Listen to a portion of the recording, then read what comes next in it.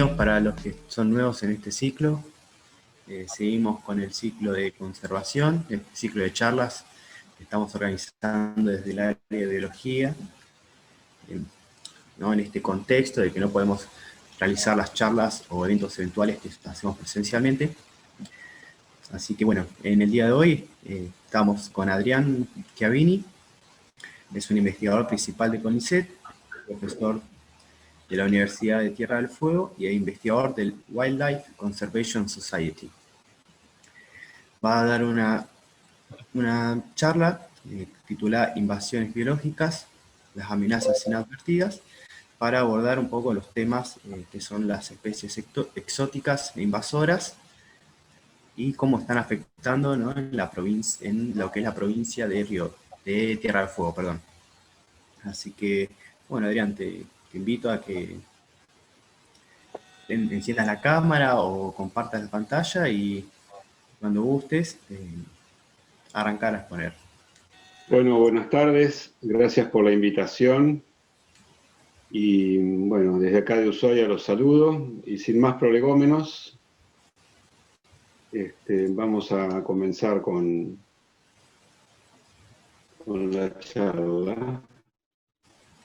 Buenísimo. A ver si Quería aclarar, sí, discúlpame que te interrumpa, mil disculpas, que bueno, al final de la charla va a haber el espacio para las preguntas y que bueno, las pueden ir como archivando, ¿no? en el chat, así al final de cuentas ya se las exponemos.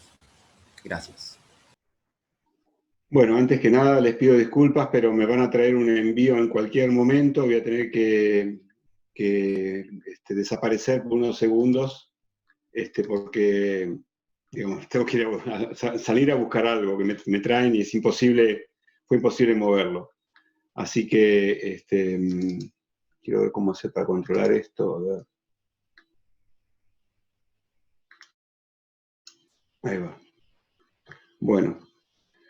Bueno, gracias por la invitación nuevamente. Quería hablar de un tema que por lo menos a mí me quita bastante el sueño, que es las invasiones biológicas. Y me voy a referir a eso como una amenaza inadvertida por la comunidad en general y esperamos que no lo sea así por los biólogos, ¿no?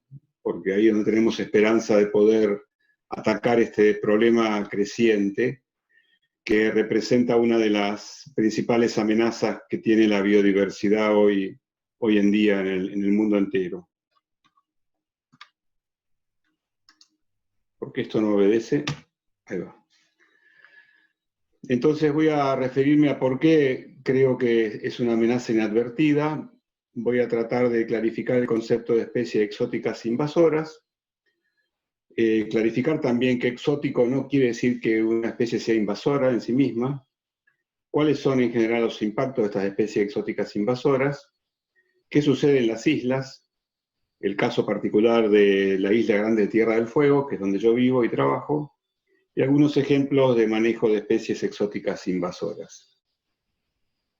Bueno, ¿por qué inadvertida? Porque en nuestra comunidad se mezcla un poco el desconocimiento, las percepciones de la sociedad, las creencias, y llegamos a escuchar expresiones como que las especies exóticas representan parte de la biodiversidad nativa. Hay un poco de lo que varios colegas llamamos el mundo Walt Disney, esta idea de que la naturaleza es hermosa, es armónica, es equilibrada, y la verdad es que la naturaleza es drama continuo, es seres que se comen a otros, son seres vivos que tratan de evitar ser comidos, en fin. No es lo que nos ha planteado Walt Disney y otras expresiones cinematográficas populares con la idea de que la naturaleza es buena. Y en esa corriente surgen conceptos como que la exótica representa finalmente parte de la biodiversidad nativa, y podemos confundir un castor, como está a la izquierda, que es una especie exótica invasora, con un coipo, que es lo que está a la derecha abajo, que es una especie completamente nativa, ¿no? También en esta percepción se marcan diferencias entre especies que son consideradas carismáticas, ¿no? Que son consideradas como como receptoras de nuestro afecto y consideración, y otras que no lo son, como un caso contrastante entre lo que puede ser una rata negra, que a mucha gente seguramente le despierta aversión, y contra un conejo que no hace otra cosa más que despertar simpatía y cariño, ¿no? Considerándolo como un animal que merece todo nuestro afecto. No así con el caso de la rata, ¿no? También nos acostumbramos a algunas cosas en la sociedad, como a considerar que nuestros perros tienen derecho a andar sueltos y libres por la ciudad, con todo lo que eso significa, o pensar que tengo un gato y bueno, puedo soltarlo y que ande suelto, total, de cuando en cuando me trae un pajarito, ¿no? Y esa percepción se ha naturalizado en la sociedad de modo tal que prácticamente en todas las casas donde hay gatos, los gatos están sueltos parte del día, haciendo lo que hace un gato, que es cazar en parte del día, y los perros que andan sueltos por las calles hacen lo que ustedes ven, todos ven en su ciudad cuando la transitan, ¿no? También tenemos una percepción equivocada sobre lo que observamos en los ambientes que consideramos naturales. Y así, por ejemplo, si paseamos en un bosque como este de Tierra del Fuego en otoño, podemos pensar qué lindo lugar, hay un silencio que inspira a la paz, y inspira a la reflexión, a tener una actitud contemplativa con la naturaleza, y no percibimos que en verdad el silencio que escuchamos es porque nosotros estamos llegando a ese lugar el día después. Es una película que seguramente no han visto ustedes porque son muy jóvenes, que hablaba del día después de un desastre nuclear o de una guerra nuclear, y esto es realmente lo que vemos en paisajes donde domina el silencio, es el día después del actuar de diversas especies exóticas que no han hecho otra cosa más que comerse a un montón de especies nativas que estarían haciendo ruido, o alejarlas del lugar, o destruir el hábitat de esas especies nativas. Entonces confundimos por ahí el silencio con una condición natural de un paisaje, cuando en verdad estamos observando el día después del desastre, ¿no? Y también otro concepto que se suele escuchar es que la naturaleza ordena. Entonces, por más que una especie que no sea de un lugar ingresa a un sistema, la naturaleza termina acomodándose de alguna manera, de modo tal que la especie nueva se integra a este sistema biológico, de modo tal que el efecto no es importante. Y vamos a mostrar a lo largo de esta charla que eso está muy lejos de suceder, y que en verdad las especies exóticas invasoras desordenan. Y en ese desorden, las que pierden por lo general son las especies nativas, al margen también de producir impactos en salud, en el modo de vida de la gente y demás. Y en este contexto terminamos pensando que el paisaje que hoy vemos siempre fue así, cuando en verdad ha habido un montón de factores de tensión sobre estos paisajes, muchos de ellos producidos por el hombre, con la introducción de especies exóticas que son utilizadas para nuestro provecho, y otras que no son utilizadas para nuestro provecho y son introducidas accidentalmente o deliberadamente por el hombre. Y también se escucha a veces que las especies exóticas no producen tanto daño como se dice, sino que hacen un poquito, que sea, por ejemplo, el chancho salvaje solo rasca un poco el suelo, mi gato solo caza un pajarito de cuando en cuando, el conejo solo come plantitas, si suelto unos pocos bisones, ¿qué daño pueden causar? Si suelto a mi perro en el campo para que corretee y persiga pájaros, etcétera, ¿qué daño puede hacer? Todo esto son cosas que se escuchan en la comunidad, en la gente del común, en más de un colega también se escuchan, y lo peor es cuando todas estas expresiones se consolidan de alguna manera en resoluciones judiciales, donde ahí ya se sientan precedentes para determinadas estrategias de gestión que se ven dificultadas por la actuación de la justicia, ¿no? Pero bueno, algunos se preguntarán, entonces, ¿qué son las especies exóticas invasoras? En general hay tres conceptos clave, más allá de la definición que uno siga, que son especies que terminan instalándose en lugares que están más allá de sus límites naturales de distribución, y que además, una vez que se instalan ahí, logran establecerse, o quiere decir que prosperan, y avanzan de manera espontánea, ¿no? y que además producen impactos severos, ya sea en la diversidad biológica, en la cultura, en la economía o en la salud pública. La Unión Internacional de la Conservación de la Naturaleza utiliza como esta definición que es una especie que está fuera de su área de distribución original, histórica o actual, que no está de acuerdo con su potencial de dispersión natural. Esto quiere decir que por motivos que vamos a explorar ahora en la charla, estas especies, cuando están fuera de su distribución original, se dispersan, prosperan, avanzan más allá de lo que lo harían con su potencial natural, que se refleja normalmente en su rango histórico, ¿no? Y la distribución histórica hace referencia a cuestiones ya hasta casi biogeográficas, donde las especies se van desplazando de geografía, de paisaje, pueden expandirse, pueden conquistar ambientes nuevos, pueden retraerse o reducir los ambientes que ocupan, pero eso generalmente lo conocemos para diferentes especies, por lo tanto estamos hablando de especies que son transportadas de alguna manera fuera de su hábitat natural. Entonces, podríamos preguntarnos si todas las especies exóticas son invasoras. No, no, depende de la especie y depende del contexto. Hay muchas especies que son exóticas en Argentina y en todos lugares del mundo, por ejemplo, ovejas y trigo, pero esas especies han sido domesticadas por el hombre, han sido reformateadas en su genética para cumplir con determinadas funciones que le son convenientes al ser humano, para alimentación, para insumos, para lana, para lo que sea, para fibra. Y generalmente en el proceso de domesticación, estas especies dependen de alguna manera del control humano para prosperar. O, dicho de otra manera, si se sueltan, raramente o salen del control del ser humano, raramente se establecen como poblaciones naturales y peor, raramente llegan a ser exóticas e invasoras, ¿no? Por ejemplo, esta oveja que ustedes ven aquí en la imagen ha sido seleccionada por un proceso de selección artificial liderado por el hombre para producir carne y lana, dependiendo de la raza, ¿no? Lo más probable es que si esta oveja se escapa del control humano, no sea esquilada, obviamente, y si no es esquilada, llega a acumular una cantidad tal de lana sobre su cuerpo que le comienza a afectar en su vida cotidiana, ¿no? Y también las especies pueden ser exóticas, invasoras o no, dependiendo del contexto. Abajo a la izquierda ven una imagen de la retama, que es un arbusto con flores amarillas muy, muy bonito realmente, y si uno pasea por la ciudad de Ushuaia, puede encontrar que en muchos jardines se encuentra este arbusto para ornamentación. Pero lo que uno ve es que este arbusto no está presente fuera de las casas.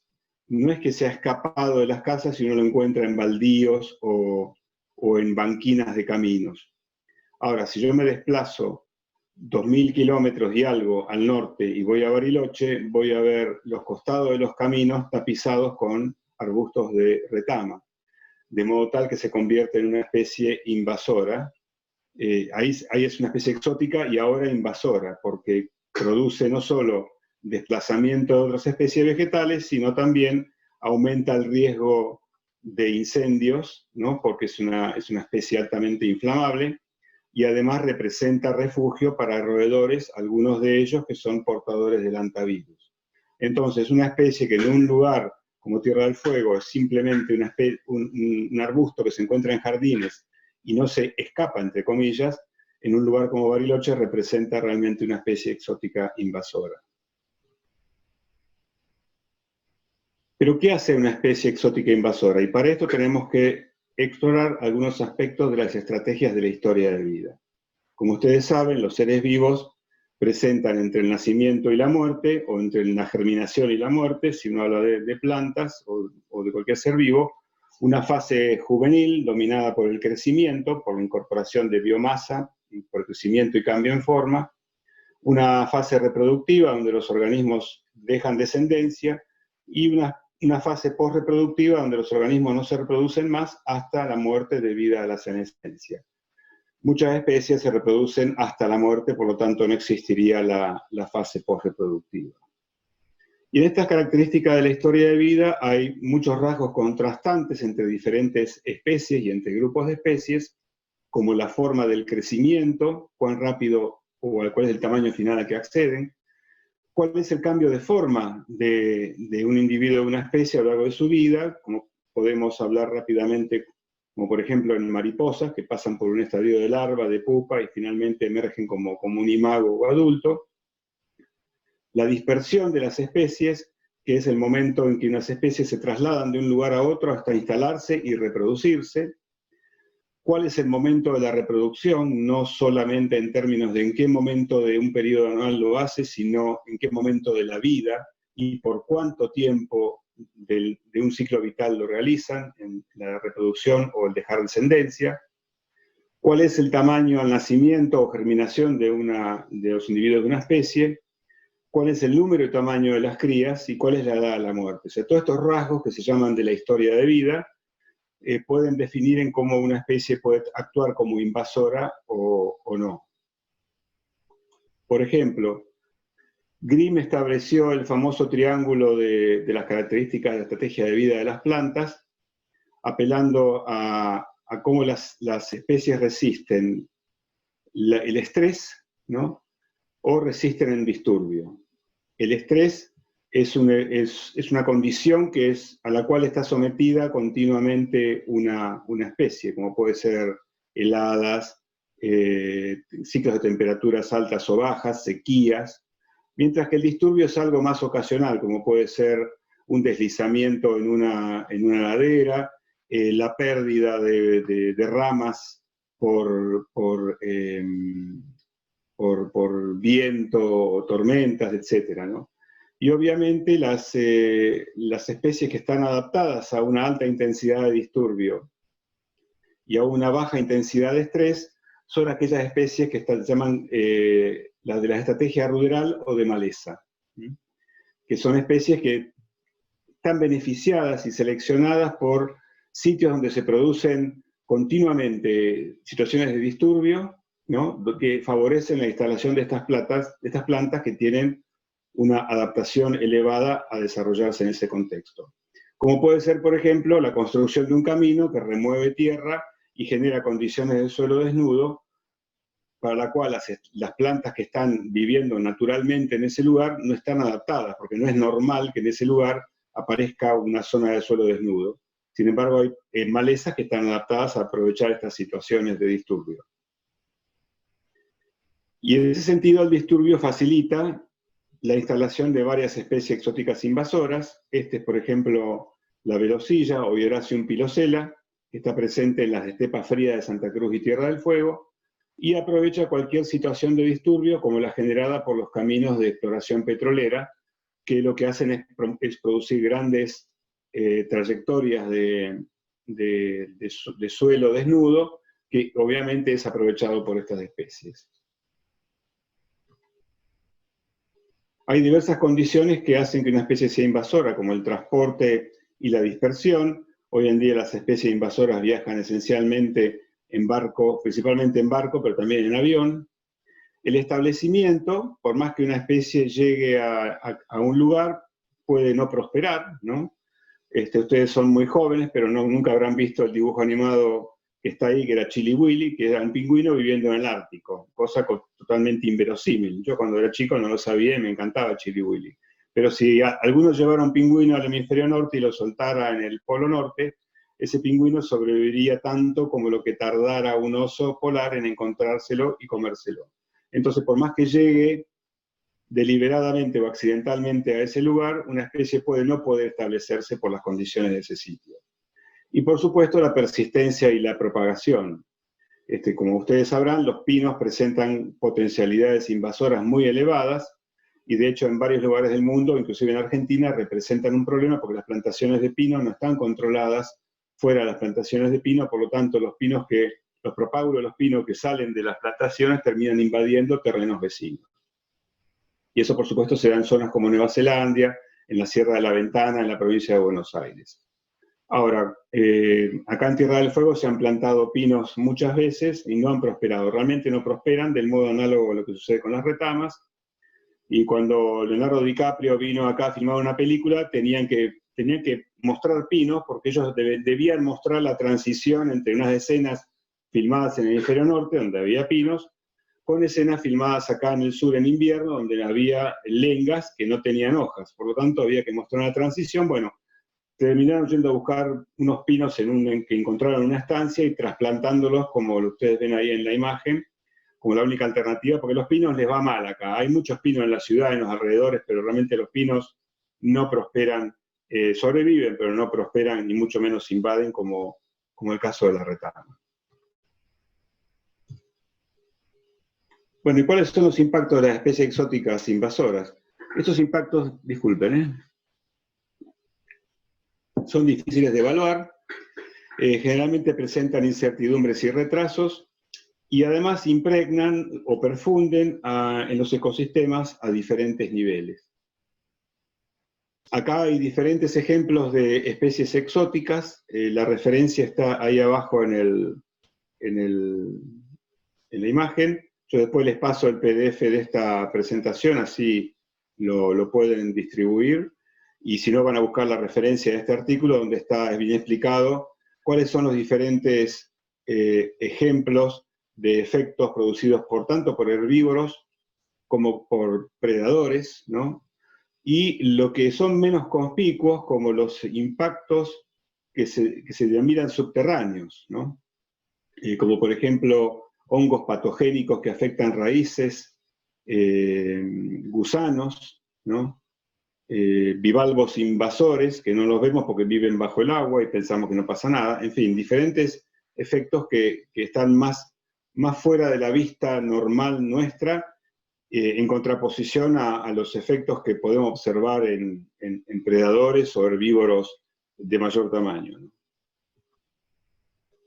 Y los impactos perfunden en diferentes niveles, tanto desde lo económico, como pueden afectar la calidad y valor de la tierra degradada, reducir la productividad de cultivos, obligar a controlar plagas, malezas y enfermedades en cultivos, perder el acceso a mercados nacionales e internacionales por la presencia de especies exóticas que, si van en esas mercaderías a los mercados receptivos, corren riesgo de liberarse. Por lo tanto, lo que hacen otros países es prohibir la exportación desde Argentina de diferentes productos.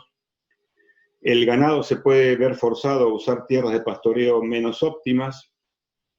Desde lo social, por supuesto, las opciones de nuestros modos de vida reducidas por estos impactos económicos, la seguridad alimentaria empobrecida, reducción en la oportunidad de recreación y actividades sociales, riesgos para la salud humana y animal, y desde lo ambiental, impactos en la biodiversidad, impactos en la disminución de recursos naturales clave, el acceso al agua, aumento de frecuencia de incendios forestales, inundaciones, contaminación, por la necesidad de controlar estas denominadas plagas con productos químicos.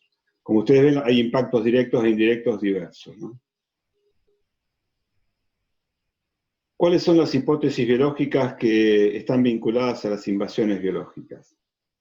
Hay varias de ellas, yo menciono algunas. Una es la que se denomina la hipótesis de la naturalización de Darwin, que dice que las plantas introducidas tienen menos probabilidad de establecer poblaciones silvestres si hay especies nativas similares, por la competencia. Las especies exóticas que se instalan están obligadas a competir con las nativas, y si hay especies nativas que pueden competir, se ven desfavorecidas.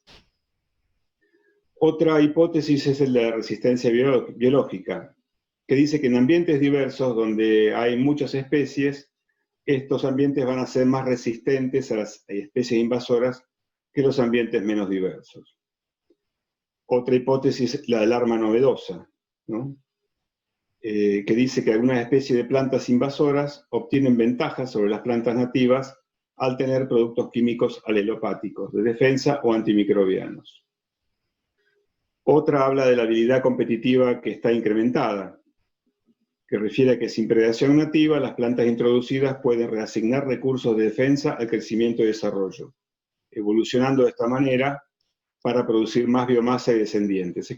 Hay como una selección natural que relaja la posibilidad de que las especies terminen evolucionando para producir más biomasa y descendientes, porque no está la presión de selección de la predación nativa, que es parecida en alguna medida a la hipótesis de liberación del enemigo, que habla de que cuando se introduce una especie en una región, como no tiene predadores, ya sean herbívoros o carnívoros, esto hace que aumente rápidamente los números, porque no tiene predadores o ramoneadores que la controlaban en su lugar de origen. Y la última hipótesis, que agrega los recursos, donde si hay una especie de rápido crecimiento que está adaptada a una alta disponibilidad de recursos, van a experimentar una liberación del enemigo más fuerte que especies de crecimiento lento adaptadas a baja disponibilidad de recursos. Como ven, hay muchas hipótesis vinculadas a las invasiones biológicas. Ahora, cuando hablamos de exóticas invasoras en islas, y acá les pido que pensemos en la isla como un término genérico, ya que excede al término de isla como pedazo de tierra rodeado de agua. O sea, una laguna puede ser una isla, una zona de altas cumbres puede ser una isla. Disculpe que tengo que ver si esto es lo que estaba esperando. Perdón. O sea, isla puede ser cualquier lugar aislado que no tiene intercambio fluido de individuos de sus poblaciones con el entorno. Y entonces el aislamiento geográfico limita la inmigración de individuos. Así que la variedad de especies nativas va a ser menor que en las grandes masas de tierra. Y de este modo, las islas son más vulnerables a las especies exóticas, porque en general faltan competidores naturales o predadores, la diversidad biológica es menor, entonces representa un campo fértil para las invasiones biológicas. Y en esto obviamente aparece el concepto de nicho ecológico, que es en última instancia la estrategia de supervivencia utilizada por una especie, incluyendo todo lo que hace, dónde vive, qué come, quién se lo come, qué es lo que hace, a qué hora trabaja, o qué días de la semana, o qué periodos del año. Y en esto generalmente una especie hace lo mismo en lugares diferentes. Una especie que se comporta de exótica invasora en un ambiente va a hacer lo mismo en un ambiente similar, aunque esté separado por miles de kilómetros. De este modo, en la isla de Nueva Zelanda, la realidad es que la isla de Nueva Zelanda no tenía mamíferos nativos hasta la llegada del hombre. Cuando ocurrió la llegada del hombre, comenzó a traer mamíferos. Y como las aves no habían evolucionado en presencia de predadores, realmente existía una cantidad muy grande de especies de aves francamente inocentes, entre ellas el kiwi, una especie sin alas, ¿no? que no puede volar y que anida en el suelo. Imaginen una especie que evolucionó durante millones de años en ausencia de predadores, a donde llegan ratas, gatos, perros, marsupiales, traídos de Australia, y todo esto produjo efectos devastadores en los mamíferos, en las aves de Nueva Zelanda, ¿no? Aquí ven ustedes, a la izquierda, la lista de mamíferos nativos presentes en Tierra del Fuego, y a la derecha ven el elenco de especies invasoras, que incluye tanto herbívoros como carnívoros. Como ustedes ven, Tierra del Fuego tiene un triste privilegio de albergar más especies exóticas de mamíferos que nativas, lo cual ha representado un fuerte impacto para los ecosistemas nativos de Tierra del Fuego. ¿Y qué se puede hacer frente a las especies exóticas invasoras? Bueno, hay diversos rangos de acción o de respuesta, pasando desde la prevención a la detección temprana o erradicación y el manejo a largo plazo. Por supuesto que dependiendo del tiempo que ha pasado desde la introducción hasta la actualidad, la efectividad del manejo y el costo del manejo va a cambiar. Si yo ataco una invasión al momento inicial, yo prevengo la invasión a través de información, a través de regulaciones y legislaciones, a través de fronteras, atajando, perdón, las especies antes que ingresen al país, eso va a tener una gran eficacia, ¿no? Y va a impedir un impacto de la especie en los ambientes y por supuesto va a tener un costo asociado a manejar la especie mucho menor.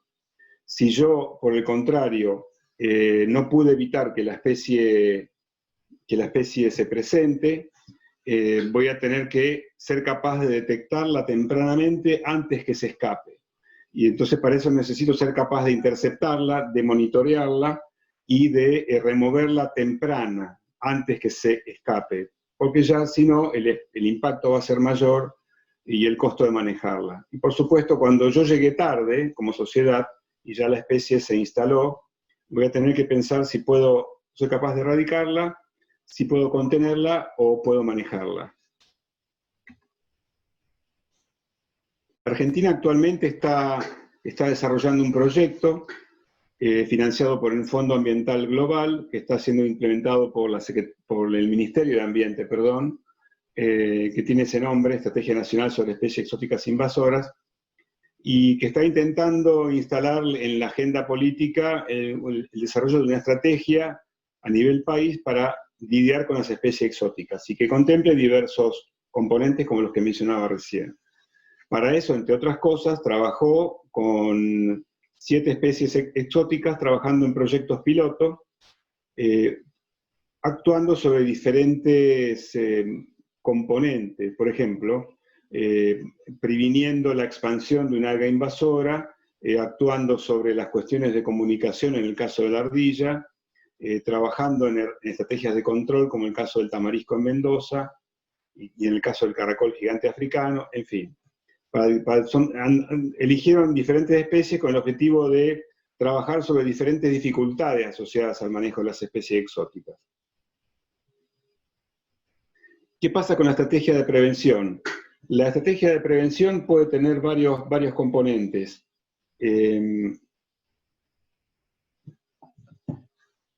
Puede trabajar en fronteras con actuación muy fuerte de aduana y de organismos de sanidad animal y vegetal como el SENASA, restringir vías de acceso, y también uno puede trabajar antes de importar una especie.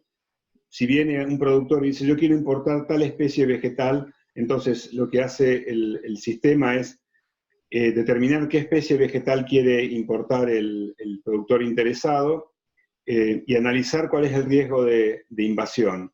¿Cómo se mide el riesgo de invasión? Bueno, buscar qué pasó con esa especie en otros lugares del mundo, si se la introdujo como especie de interés productivo, ornamental, de mascota, lo que sea, si en esos lugares donde se introdujo se escapó, si en esos lugares donde se introdujo y escapó estableció poblaciones como exótica invasora, y si esos lugares son parecidos ecológicamente a lo que sucedería en nuestro país para el caso de que esa especie se permitiera su ingreso, ¿no?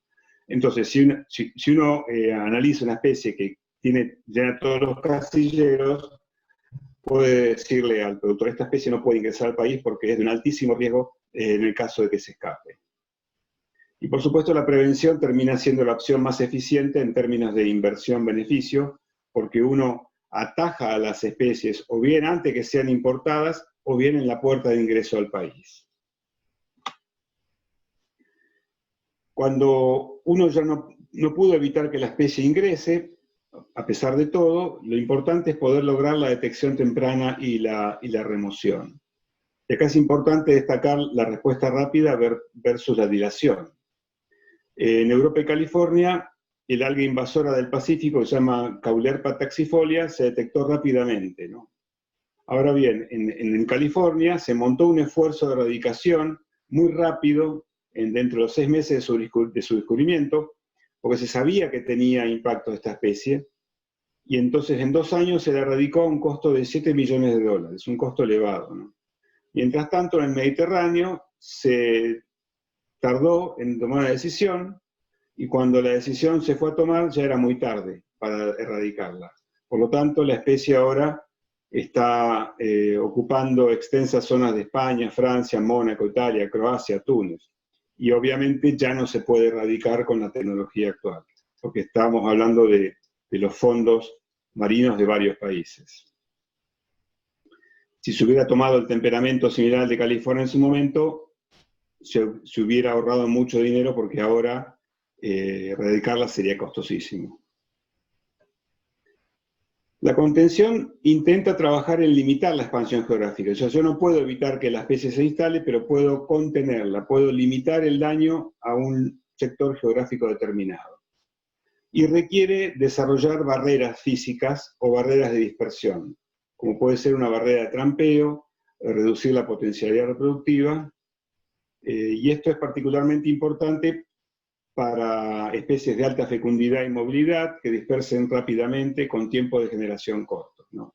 Y en esto la presión de propágulos, concepto biológico, cobra importancia, porque si uno no contiene, los propágulos se van produciendo y dispersando continuamente, y en poblaciones con alta presión de propágulos, como pueden ser roedores o pueden ser plantas, el impacto de la dispersión puede ser muy elevado. Australia es un país que desarrolló la barrera contra los conejos, ¿no? O sea que los conejos producen un altísimo daño a los paisajes productivos y naturales, y sobre todo en superficies o paisajes áridos, como el caso de Australia.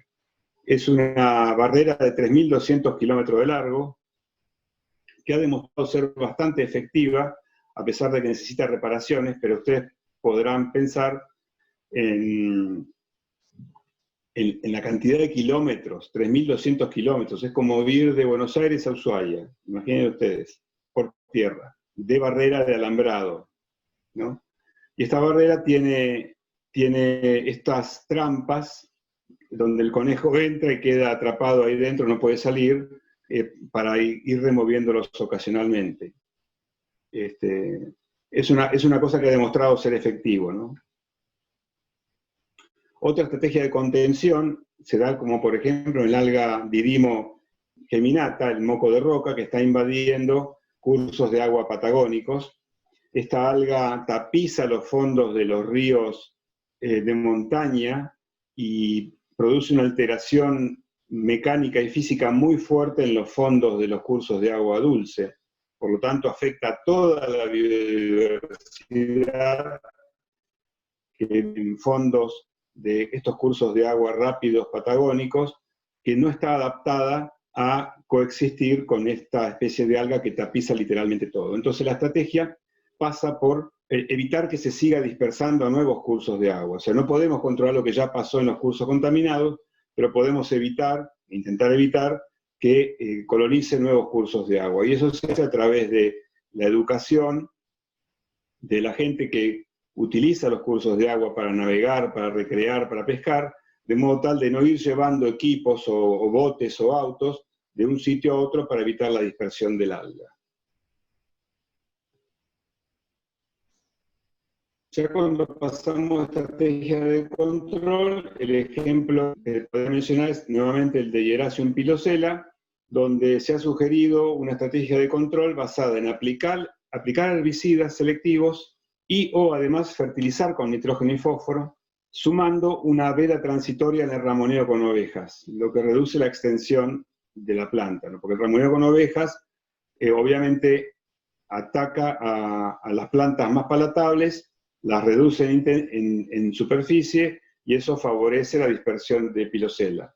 Por lo tanto, si uno reduce el ramoneo de ovejas, lo que hace es favorecer al crecimiento y propagación de las especies nativas, ¿no? Obviamente no hay una sola estrategia para estas especies. Otro ejemplo que quería mostrar es el del macaco viano, que es una especie de ave pequeña, de muy pequeño tamaño, descubierta en la década de 1970, no se la conocía, que habita las lagunas de Santa Cruz, en la zona cercana a la cordillera, y en invierno se dispersa hacia la costa marina en las rías de los grandes ríos de Santa Cruz. Es una especie que tiene elevada sobrevivencia de adultos. En la década del 80 había 3.000, 5.000 individuos, y se sabe que en la década última no hay más de 400 parejas, alrededor de 400 parejas. Se han identificado diversas amenazas como el aumento de la frecuencia de vientos fuertes en la Patagonia y en la desecación de lagunas, ya que esta especie anida en plataformas de hierbas o de vegetación flotante construidas en la superficie de las lagunas, ¿no? Y además de la llegada de predadores recientes que han llegado hace pocos años, no más de 10, a la zona donde vive el macá, entre los que citamos el bisón, que viene dispersándose desde Patagonia Norte hacia el sur, la gaviota cocinera, que ha incrementado sus números en toda la Patagonia, fundamentalmente por la deficiente estrategia de manejo de residuos sólidos urbanos de las ciudades de la Patagonia, que favorece el crecimiento de las poblaciones de gaviota, y la introducción de truchas para pesca deportiva en las lagunas de la Patagonia sur. Entonces lo que se ha hecho es generar, a partir de aves argentinas, un programa denominado Guardianes de Colonia, que son grupos de voluntarios que vigilan las lagunas en el verano y monitorean la reproducción de los macaes, capturan a los bisones para evitar que ingresen a predar, y controlan la presencia de gaviotas. Y esto ha llevado a un incremento leve pero significativo del reclutamiento de pichones a partir del trabajo en estas colonias. Es un trabajo muy costoso, pero que está generando sus frutos, fundamentalmente pensando que estamos hablando de una especie de la que quedan 400 parejas nada más. Entonces cada nido cuenta.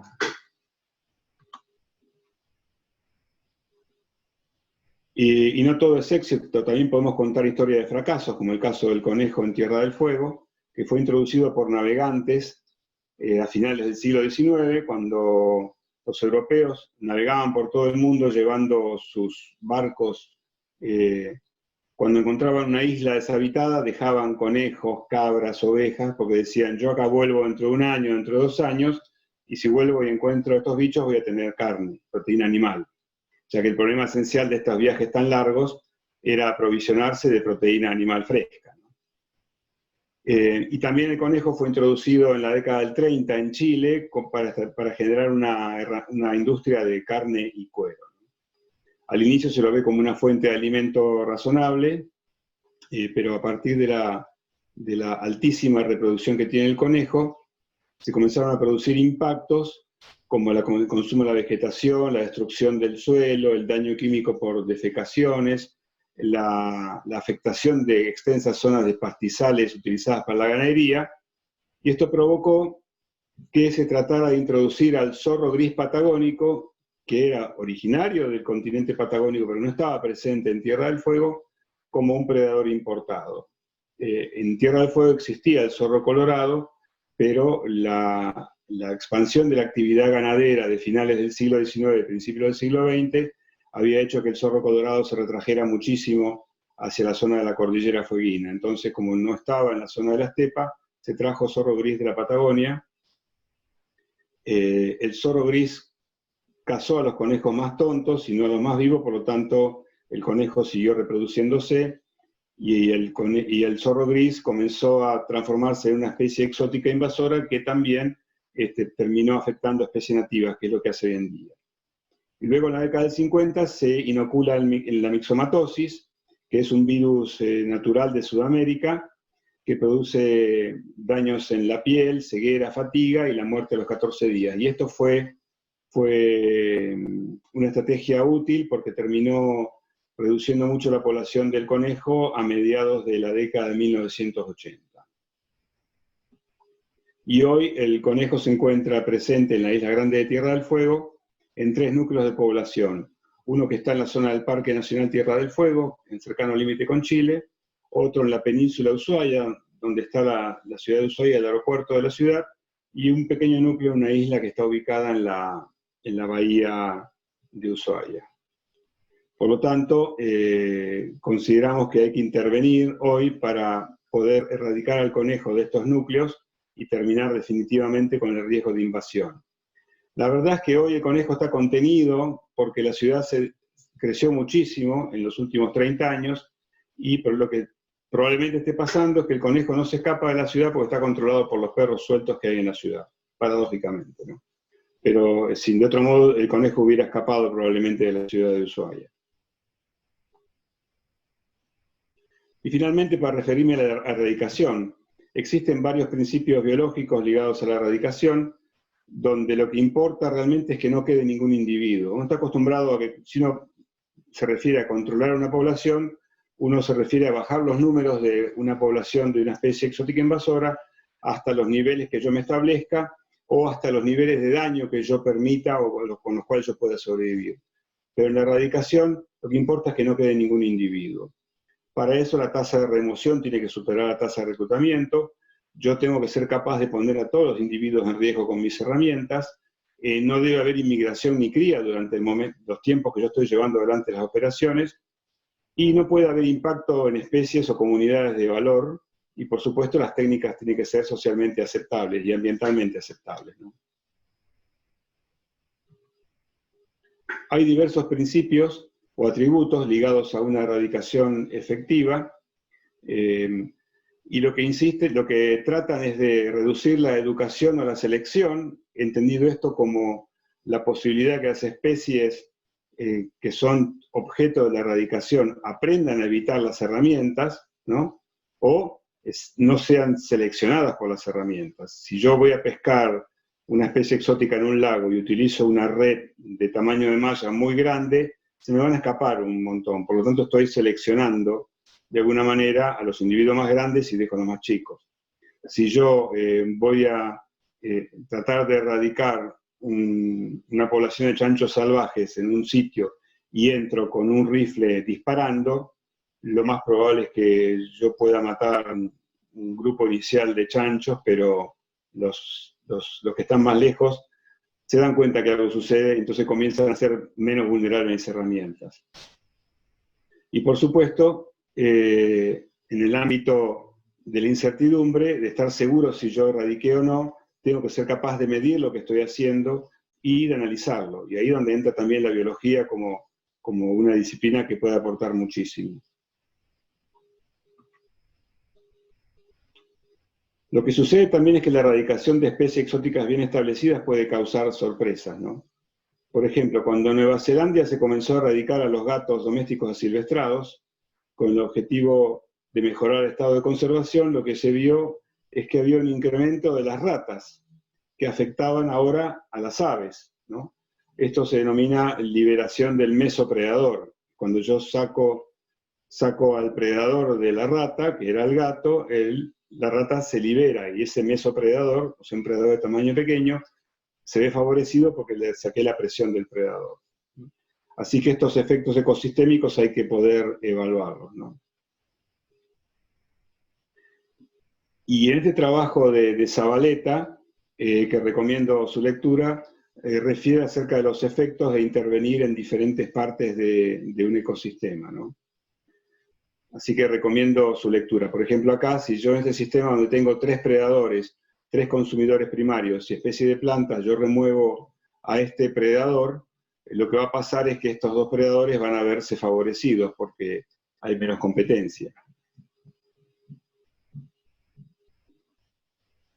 Un ejemplo exitoso es el de la erradicación de la cabra en Galápagos, donde las cabras fueron traídas por los navegantes, de modo similar a los de los conejos, y las cabras tienen efectos devastadores en la vegetación y suelos. Y las Galápagos son un ambiente relativamente seco, aunque paradójicamente esté en el Ecuador, ¿no?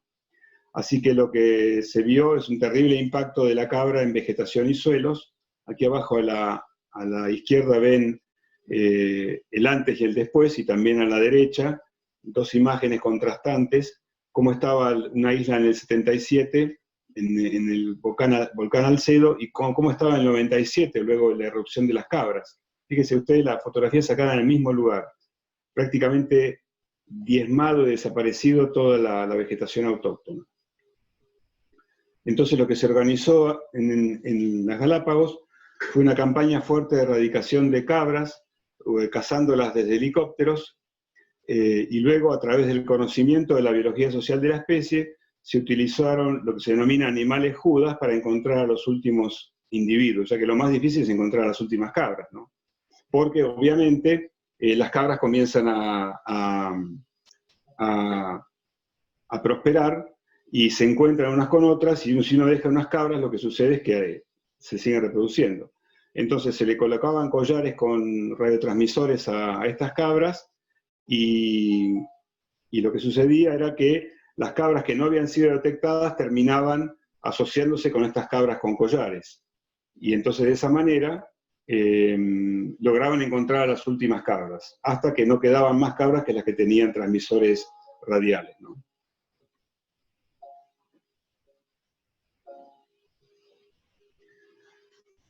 Otro caso que quería comentar es el del castor. En el año 1946 se liberan 20 individuos de castor en la isla grande de Tierra del Fuego. En ese momento se pensaba que una zona con montañas y bosques no podía estar privada de los mismos seres vivos que uno veía en el hemisferio norte. Así que trajeron castores, trajeron renos también. Por suerte no trajeron osos ni lobos, ¿no? Pero trajeron castores con la idea de fomentar el desarrollo de la industria peletera.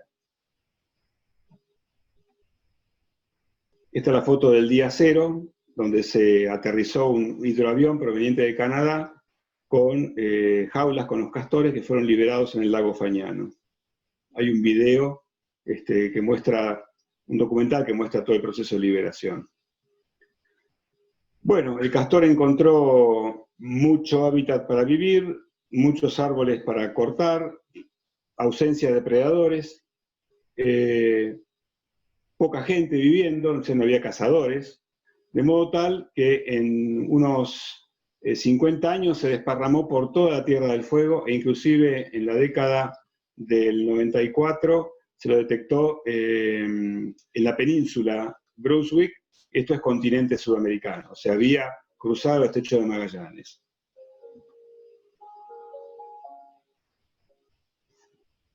Entre el año 80 más o menos y el 2005, lo que decidieron hacer ambos países, Argentina y Chile, porque ya había pasado también la frontera, era realizar un control basado en trampeo de la especie, fomentando el uso productivo. La idea era que si había un mercado para productos de castor, como el cuero, la gente iba a salir a trampear, y de esta manera se iba a controlar la población. Pero lo que se vio es que en el fondo la gente cazaba cerca de los caminos, o sea, no es que la gente no iba lejos de los caminos a cazar castores. Entonces, esto no redujo la población. Por otro lado, el interés de la cacería fue fluctuante, porque la gente que hacía la cacería no eran cazadores profesionales, sino gente que vivía en Ushuaia, en Río Grande, que salía a cazar los fines de semana. Entonces, con todo esto, lo único que se logró es generar una dinámica ecológica de fuentes y sumideros, donde los caminos funcionaban como sumideros de castores, donde la gente iba a cazar, y las zonas lejanas, ubicadas lejos de los caminos, funcionaban como fuentes.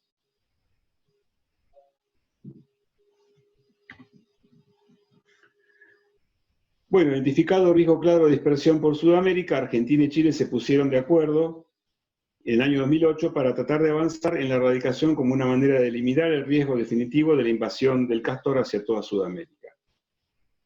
De modo tal que en el marco del proyecto que les mencioné anteriormente, se está llevando adelante un proyecto piloto que intenta demostrar que se puede erradicar el castor de pequeños lugares, ¿no? Ver los beneficios ambientales, o sea, qué pasa después de retirar el castor, si el ecosistema mejora o no, y en base de la comparación con experiencias similares que se están haciendo en Chile, decidir en conjunto qué hacer, si ir por la erradicación a gran escala o no, o decir que no es posible.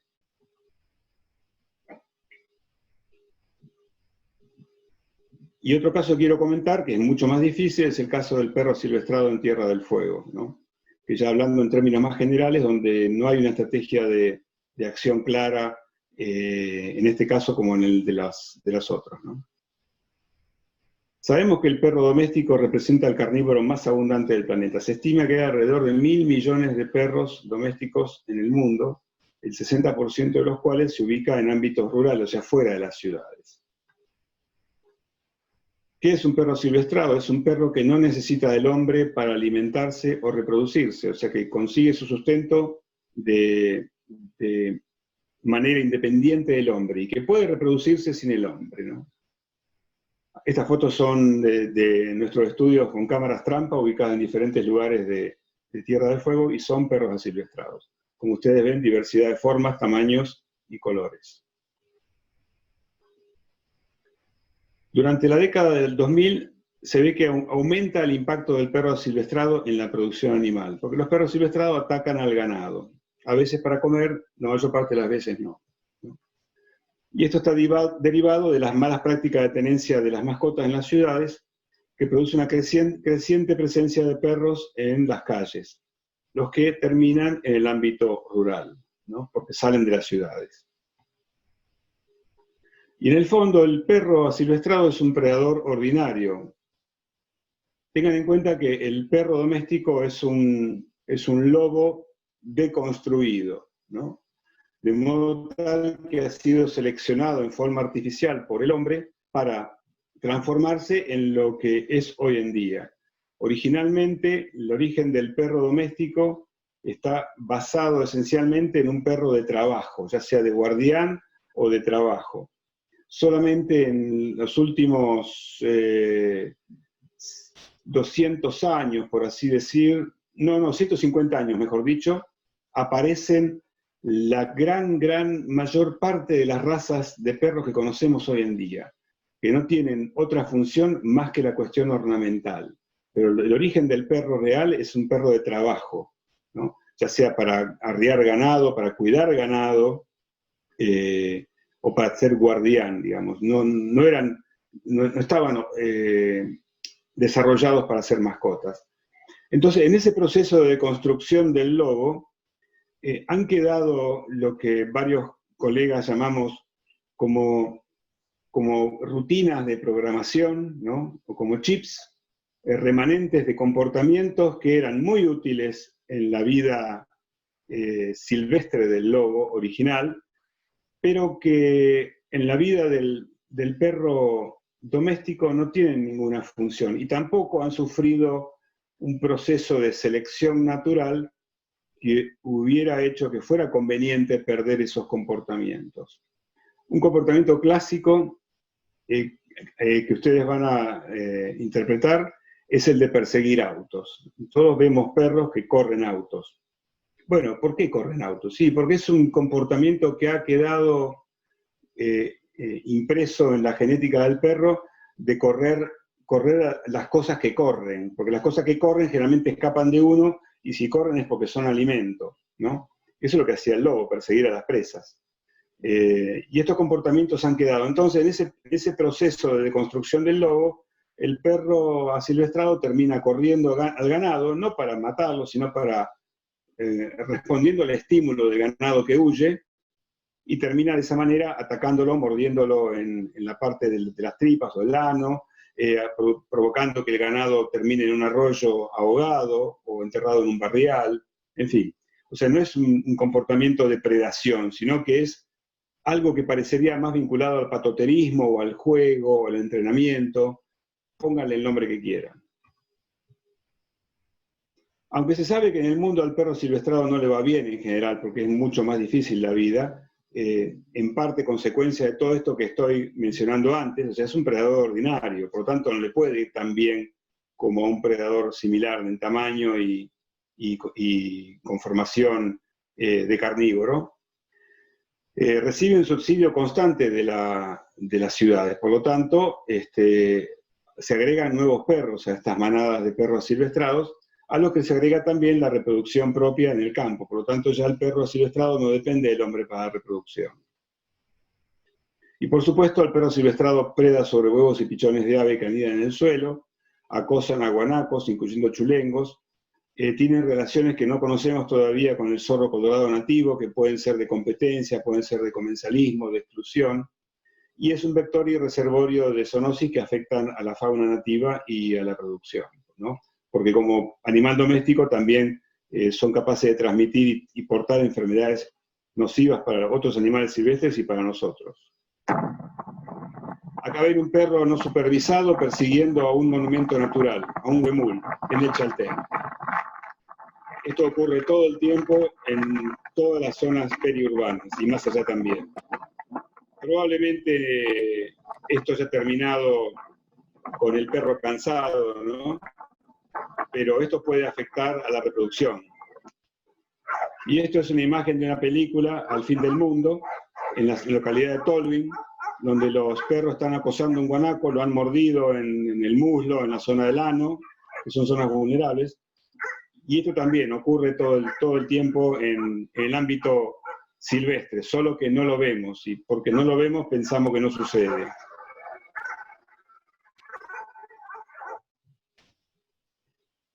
Bueno, los impactos en la salud en las personas son múltiples: rabia, brucelosis canina, leptospirosis, datidosis, toxocariasis. Hay un montón de patógenos y parásitos que pueden transmitir estos perros, y sobre todo si no están sometidos a cuidados veterinarios periódicos, como el caso de nuestras mascotas de compañía, ¿no?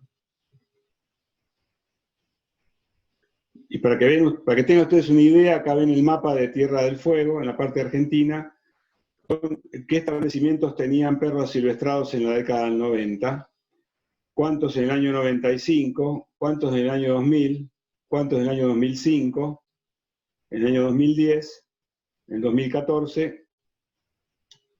Como ustedes ven, cómo se ha expandido la presencia del perro silvestrado a lo largo de los últimos 20 años, y esto ha provocado que establecimientos que criaban ovejas hayan tenido que abandonar las ovejas, reconvertirse a bovinos, con el impacto que tiene eso en la economía, en el modo de vida y fundamentalmente en algo que uno puede decir que es icónico, como el cordero patagónico o cordero fueguino, que está en vías de extinción, al menos en parte de la zona de Tierra del Fuego, afectada por perros asilvestrados, ¿no? Y esto genera una retroalimentación negativa. El impacto en la producción animal genera cambios en la producción o el abandono de la tierra directamente, porque la gente deja el negocio y no lo quiere continuar. Entonces tenemos campos sin manejo, o sea, campos desatendidos.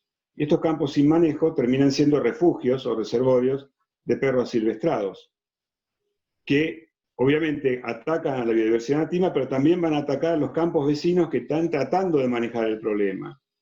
Y estos perros encuentran refugio en los campos que no tienen manejo. Y esto termina aumentando la presión sobre el ambiente de estos perros silvestrados y, por supuesto, impacto en la producción animal también. O sea, es un círculo vicioso, ¿no? Por eso el manejo de este problema tiene que ser independiente de los alambrados y tiene que involucrar tierras privadas y públicas también, porque de nada sirve que los privados controlen el problema si el Estado en las reservas provinciales o nacionales no hace nada, o en tierras fiscales no hace nada. Y hay una herramienta que está resultando ser promisoria, que es el uso de perros protectores del ganado, que es una raza de perros criada o generada en Europa Central, ¿no? Con el objetivo de proteger pequeñas majadas de ovejas de lobos, de osos y demás. Y estos perros están funcionando en los sistemas de cría extensivos de la Patagonia, con éxito. Así que es una herramienta promisoria. Son perros criados con ovejas, que les gusta vivir con ovejas. Ellos son perros, se sienten perros, no se sienten ovejas, pero han sido seleccionados durante miles de años por el hombre para responder ante cualquier problema que sufran las ovejas. Defienden territorios muy amplios. O sea, un perro puede estar cuidando lo que sucede alrededor de 2 kilómetros, ¿no? Porque es como que están tan acostumbrados a leer lo que sucede con las ovejas, que ante el menor disturbio salen corriendo al lugar donde proviene ese disturbio, ¿no? Y hoy en día inclusive es la herramienta recomendada para controlar predadores en las buenas prácticas de ganaderas, y esto se extiende no solo a los perros silvestrados en Tierra del Fuego, sino que también se lo está usando en Patagonia y en Buenos Aires también, para controlar, Neuquén también, para controlar predación de ganado por pumas. Están siendo muy efectivos. De modo tal que se está evitando que los productores cacen pumas o envenenen zorros colorados y demás, porque estos animales protegen de otros carnívoros. Pero todas estas acciones que estaba mencionando no resuelven el impacto en la biodiversidad, dado que las ciudades siguen emitiendo perros, ¿no? Entonces las ciudades centran el manejo del perro no supervisado en fomentar la tenencia responsable, fomentando la castración y la identificación, que son dos estrategias indispensables en el largo plazo. Son las estrategias centrales para reducir la emisión de perros de las ciudades, pero que lamentablemente no resuelven el problema en el corto plazo, ya que la castración no mejora el comportamiento de los dueños irresponsables que dejan a los perros sueltos. Además, la castración no reduce la agresividad de los animales. Por lo tanto, un animal castrado puede seguir mordiendo, puede seguir atacando a otros perros, etc. Por lo tanto, en el corto plazo no resuelve el problema, pero sí en el largo. Y esto hace persistir el problema del perro suelto, el cual a su vez es origen del perro asilvestrado, ¿no? Un estudio que hizo un tesista de licenciatura con nosotros encontró que en Ushuaia hay 12.000 perros sueltos por lo menos, como mínimo, ¿no? 12.000. Eso es un perro cada 6 habitantes, es un montón. Es una tasa altísima. Cuando la Organización Mundial de la Salud recomienda que cada 10 personas haya un perro en una ciudad, ¿no? Acá tenemos 6 personas con un perro. Y también hay algunos grupos de interés que quieren fomentar la estrategia de atrapar a los animales sueltos, esterilizarlos y devolverlos al lugar donde se los encontró, de modo tal que sigan viviendo una vida no supervisada en la calle. Pero esto no es una solución, ya que los animales que son liberados en la calle continúan teniendo una vida miserable, ¿no? Continúan produciendo daños en la vida silvestre o en la gente. El peor ejemplo es la India, donde centenares de chicos mueren todos los años atacados por perros en las calles, ¿no? Está bien, India tiene millones de perros sueltos, no es un caso quizás extremo, pero es el caso más extremo donde esta estrategia de atrapar, esterilizar y devolver ha demostrado su fracaso. Por último, recordando un poco lo que hemos visto en la presentación, uno puede hablar de diferentes estados en una invasión biológica, ¿no? A partir, por ejemplo, de la evolución de una especie nativa en su rango nativo, con características asociadas a la posibilidad de ser invasivo. En algún momento se puede dar una interfase con un con un sistema de transporte humano, ¿no? Que el ser humano lo lleve para un lado para generar una cacería recreativa o una industria de cuero y carne, como en el caso del conejo. Lo que sucede después es que los propágulos se van del rango nativo y son dispersados por el hombre a lo largo de diferentes rangos geográficos. La especie se convierte en establecida, ¿no? Y la especie permanece finalmente en una intensidad variable, sujeta a un manejo que puede ser variable de acuerdo a la capacidad de la sociedad, al control y al esfuerzo económico que coloque, ¿no? Por supuesto, a lo largo del tiempo va a expandirse más el rango de expansión, el costo de su control también va a ser mayor y la abundancia también va a ser mayor, ¿no? Esto es lo que sería más o menos una etapa de invasión biológica, de rango nativo, facilitada por el hombre en su transporte, se establece, se dispersa y luego el hombre tiene que controlarla de alguna manera. Ahora, si miramos lo que sucede con una enfermedad infectocontagiosa epidémica, como el caso del COVID-19, vemos algo muy parecido, ¿no? Dado que el patógeno evoluciona en la naturaleza, normalmente en uno o más especies silvestres como reservorias. En algún momento se produce un derrame al ser humano, como lo que sucedió aparentemente en el mercado de Wuhan, en China. Entonces, el virus ingresa y el hombre lo dispersa a otros seres humanos a través de barreras geográficas que son las barreras que tenemos nosotros de contacto de persona a persona. Posteriormente, el virus se transforma en una epidemia, en una pandemia, provocando impactos socioeconómicos mayúsculos, y el virus permanece como dentro de la población humana en forma crónica, involucrando costos de tratamiento, vacunación, etc. Como ven ustedes, hay una similitud muy grande entre lo que sucede y los pasos que llevan a una especie invasora en su propagación a lo que le sucede a una enfermedad infectocontagiosa. Por lo tanto, hay que entender a las enfermedades zoonóticas y epidémicas como invasiones biológicas. Y en esto hay mucho que trabajar, no solo por parte de los médicos, infectólogos, sino también por parte de veterinarios y también de los biólogos. No sé si ustedes están al tanto, pero entre las nuevas incumbencias de la carrera de licenciado en biología existe la incumbencia vinculada a los análisis epidemiológicos, que no son otra cosa más que análisis vinculados a la ecología de las poblaciones. Así que este tipo de análisis le corresponde a los biólogos realmente, hoy en día. Bueno, esto es todo.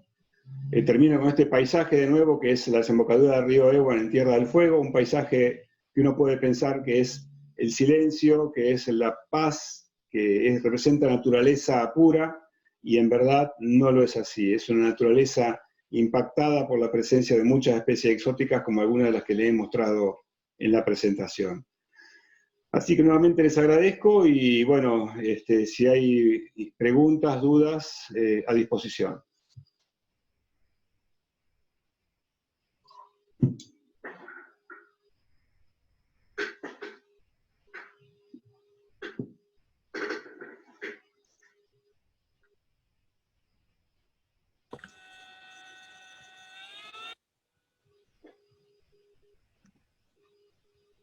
Bueno, ahí, bueno, muy claro todo, recontra interesante.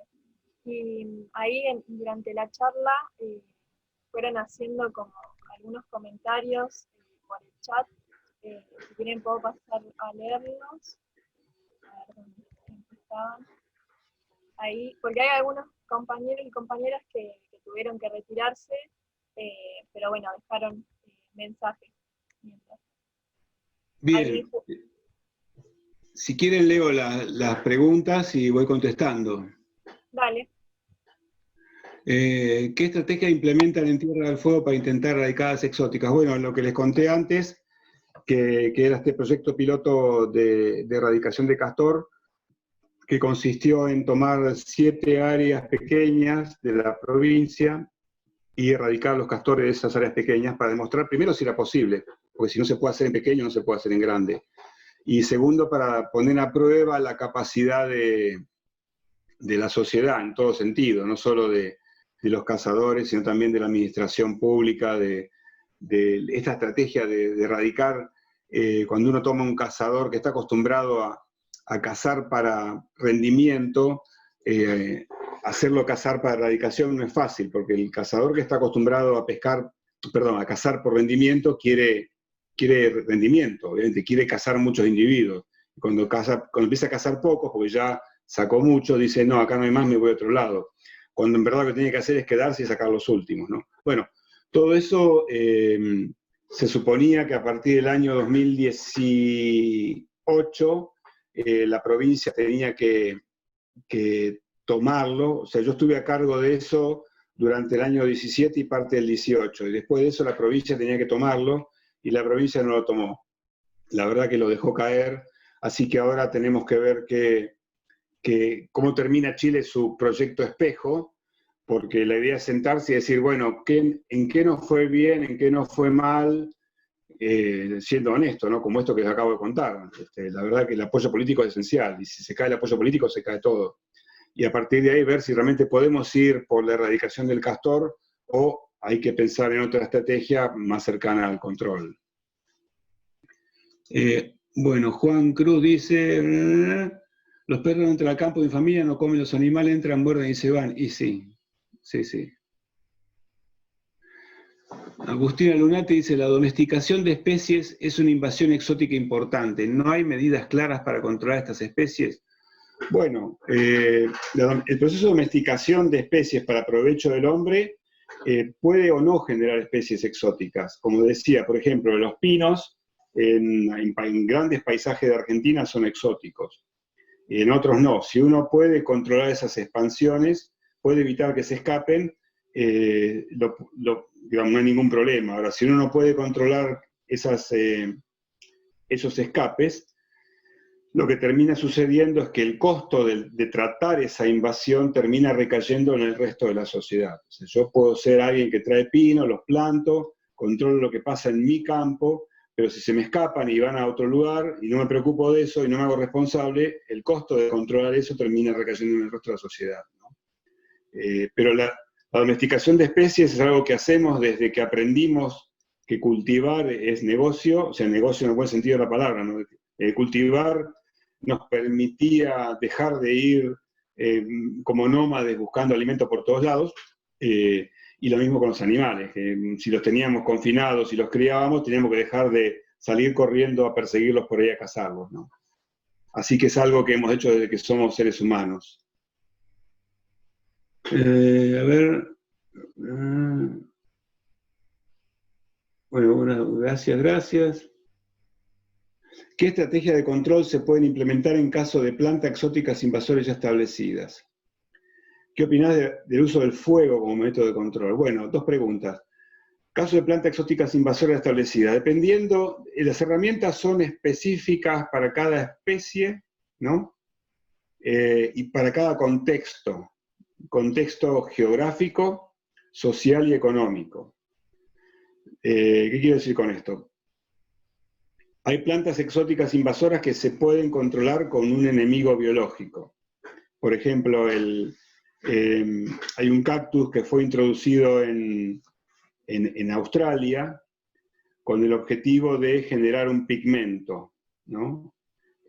Todo anduvo bien hasta que el cactus encontró las condiciones óptimas en Australia para desparramarse. Perdonen,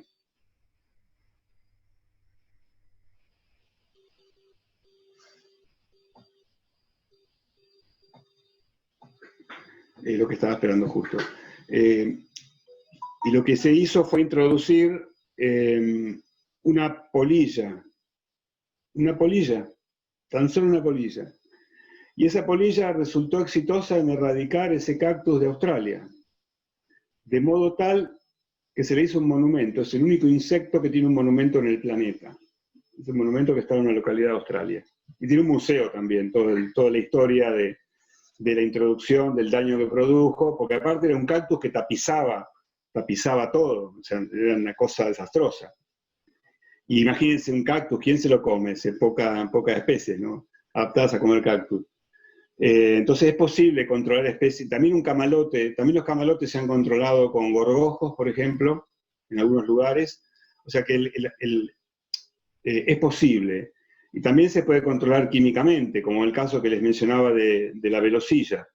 Se la controla con una mezcla de herbicidas, pero obviamente uno tiene que evaluar cuál es el riesgo de introducción del herbicida que otras especies puede afectar, si el herbicida persiste en el medio, si el herbicida pasa al suelo, si dura en el suelo o termina en los cursos de agua. Bueno, todo esos análisis hay que hacerlos. Por eso las herramientas a usar son específicas de cada caso, contexto geográfico, climático y, por supuesto, social. Y otra pregunta más. El fuego.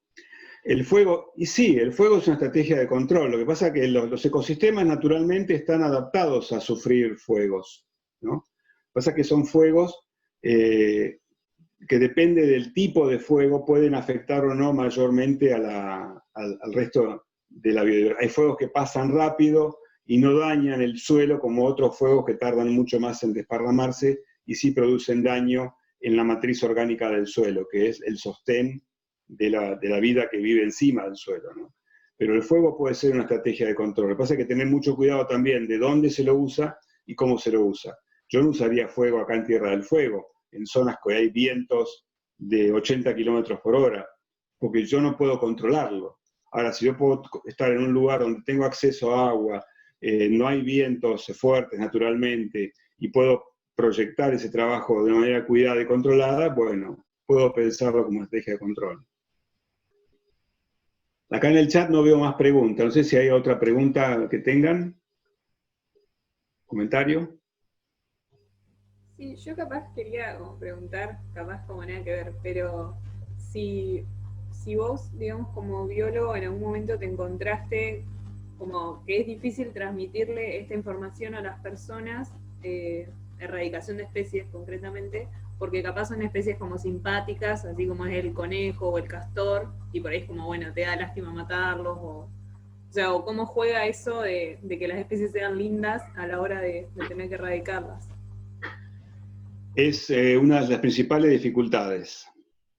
Les puedo contar un ejemplo, perdón, les puedo contar un ejemplo que me toca muy de cerca. Como les contaba en el caso del conejo, actualmente ocupa la península de Ushuaia, ¿no? En cuya base está nuestro centro de investigación. Entonces, el año pasado explotaron los conejos, de modo tal que tenemos conejos viviendo debajo del edificio. Explotaron prácticamente de un año para el otro. Los conejos suelen tener estas explosiones demográficas, no es algo novedoso, pero nunca había pasado que lo hubiéramos tenido en casa. Nos propusimos erradicarlos, y lo que sucedió fue que una entidad animalista, de defensores de los animales, más una entidad de abogados que están por los derechos de los animales, hicieron un recurso de amparo a la justicia. Y el juez terminó resolviendo, perdón por ahora, el fallo no es definitivo, pero el juez dijo que el conejo es parte del ecosistema nativo y que como tal merece ser considerado. Por lo tanto, no teníamos que hacer nada contra los conejos, y lo que estaba proponiendo es que el animalista agarre los conejos, los saque de nuestro edificio y los lleve a otro lugar de la ciudad, porque son parte de la diversidad nativa. Entonces, lo que puedo decir es que como biólogos hemos fracasado con un rotundo éxito en comunicar a la sociedad que las especies exóticas no son especies nativas, que producen daños y que tenemos que intervenir de alguna manera, y que a veces hay que hacer cosas que no son simpáticas, como matar a un conejo, ¿no? Y que si podemos utilizamos herramientas no letales, como el caso que les mencionaba del perro silvestrado, donde otro perro, pero criado de una manera especial, termina protegiendo y desplazando al perro silvestrado. Y esa es una herramienta no letal, es una herramienta comportamental. Pero es un punto clave. Hay una creciente ola de fundamentalismo negacionista, ¿no? Porque uno puede ser fundamentalista, defender algo a ultranza, como el derecho de todos los seres vivos a vivir, ¿no? Pero si además niego evidencia, por otro lado, ya entro en un combo complicado, similar al de los antivacunas, terraplanistas. No quiero decir que sea lo mismo, pero ese negacionismo tiene algunas raíces similares. Es decir, no creo en nada de esto porque no me gusta a mí, ¿no? Y un poco lo que está pasando con el manejo de especies exóticas. A raíz de este caso de los conejos hay grupos que están yendo ahora contra el control del jabalí que está haciendo parques nacionales en el Parque del Palmar, y usando como argumentos esta cuestión de que en Ushuaia se falló a favor de los conejos, ¿no? Acá hay una pregunta, ¿y no probaron incorporar actividades productivas que incorporan a los conejos, comerlos, por ejemplo? Sí, es una posibilidad. Lo que pasa es que si uno va a comerlos, entra en una cuestión ya de proveer ese alimento de forma segura a la gente, ¿no? Yo puedo ir a cazar un conejo. Si voy a cazar un conejo ahora nadie se da cuenta, lo puedo comer. Ahora, si yo genero un sistema donde salen los conejos y van a alimentar a personas, sobre todo a gente que no puede consumir proteína animal por su cuenta, tengo que estar seguro que le estoy dando comida segura. Y eso cuesta recursos, cuesta esfuerzo económico y humano. Se lo podría hacer muy bien organizado, ¿no?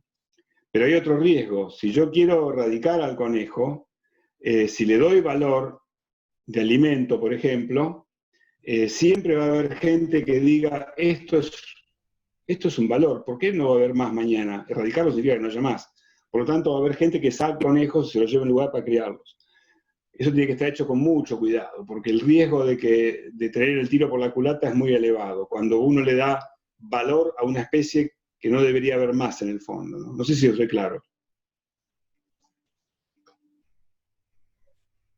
Yo quería preguntarte algo, no te quiero retrasar con el envío, pero dijiste que una de las incumbencias, siendo biólogo o bióloga, era este tratamiento de especies exóticas o prevención y todo el tema. ¿Qué instituciones dirías que son referentes para ir, digamos, yo dentro de unos años me recibo y quiero trabajar con esto? ¿A qué instituciones acudís siendo biólogo o bióloga? O qué instituciones acudiste vos en tu historia de vida? Bueno, yo trabajo en el CONICET hace 35 años y fui cambiando de tema a lo largo de mi vida, ¿no? Tengo un problema de déficit de atención, entonces fui cambiando de tema, debo confesarlo. Tarde en la vida me dediqué a esto.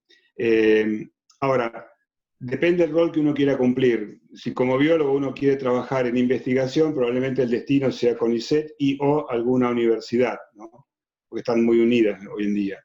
Si uno le interesa la gestión directa, tendría que pensar en desempeñarse en algún organismo, alguna autoridad de aplicación vinculada al control de fauna o a la producción vegetal y animal, porque ahí hay especies exóticas que también impactan, o a la sanidad animal también, que tiene que ver con el manejo de fronteras e impedir el ingreso de especies exóticas, o a la veterinaria. La veterinaria lamentablemente todavía está como muy focalizada en las cuestiones de salud de animales de compañía o producción, ¿no? Conocidos. Pero no hay mucho hecho en cuestiones de salud animal silvestre. Y es algo muy importante, porque las enfermedades que tienen los animales de producción o mascotas, y que además nos afectan a nosotros, por lo general vienen de animales silvestres. Está el concepto de una salud promovido por la OMS, y ese es otro lugar donde se puede pensar en trabajar, ¿no? No sé si respondí a tu pregunta, si esa era la pregunta. Sí, sí. Muy, muy buena la respuesta, gracias. Yo algo chiquito que lo pensaba cuando hablabas del ejemplo con los conejos, de esto que pasó, de cómo estamos en cuanto a leyes, digamos, con estos temas. Porque vos hablaste de un proyecto también de este control o erradicación de exóticas, pero en materia de leyes acá en Argentina, ¿hay algo referido a eso? Mirá, a raíz de este proyecto que se está ejecutando ahora, se intenta sacar una estrategia nacional, que es como parte de la estrategia de biodiversidad del país, ¿no? Esta estrategia sería como un menú de opciones que se le daría a las provincias para que tengan en cuenta. Sería una especie de manual de instrucciones básicos, o qué cosas no podrías dejar de considerar. Y tiene que ver con la prevención, con la detección temprana, con la contención, el control o la erradicación, ¿no? Pero en verdad, en cuestión de normativas, hay muchas jurisdicciones superpuestas. Si yo quiero traer una especie de animal como mascota argentina, el que interviene es el Ministerio de Agricultura y Ganadería de la Nación primariamente. Y no medio ambiente. Entonces hay que buscar que todos los organismos que tienen que ver con este problema intervengan. Por ejemplo, el Ministerio de Agricultura, que lo va a traer para la producción, el Servicio de Sanidad Animal, para ver si no trae ninguna enfermedad o parásito adentro. Es así. La enfermedad de parásitos viajan con los animales o plantas que traemos con diferente fin. Y medio ambiente para evaluar los riesgos de escape o qué pasa si no se controla, ¿no? Y todo esto además con algún seguro o seguridad de qué pasa si se le escapa a algún emprendedor. Pues si se me escapa a mí y no me hago cargo, ¿quién se hace cargo? La sociedad. Y la sociedad a veces no se puede hacer cargo. Entonces, todo ese bollo normativo es una cosa que hay que acomodar en Argentina porque hay diferentes organismos que tienen diferentes normativas. Es algo pendiente para hacer. Pero no hay una ley marco que me permita atacar todo esto hoy en día. Claro, hay que ordenar primero eso.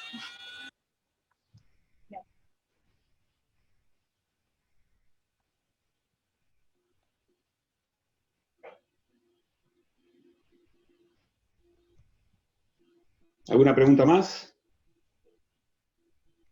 ¿Comentario?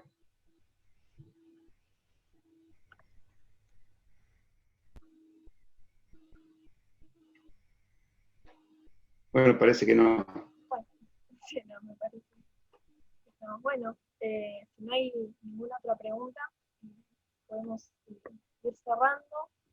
Esto igualmente va a quedar grabado, después se va a subir al canal de YouTube, si alguien quiere verlo. Y bueno, muchas gracias, Adrián, por todo, por la presentación, por este momento de discusión, por aceptar la invitación. Y que bueno, vamos a seguir haciendo este tipo de encuentros como para estar invitando gente, charlando de temas que bueno, son fundamentales y que tal vez no están en la currícula. Estos creo que son cosas que no se habla demasiado en las aulas, así que nada, creo que es para aprovecharlo.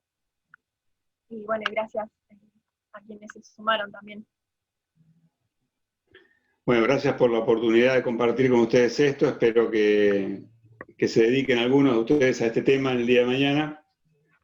Así que para poder hacerle frente a esta amenaza concreta.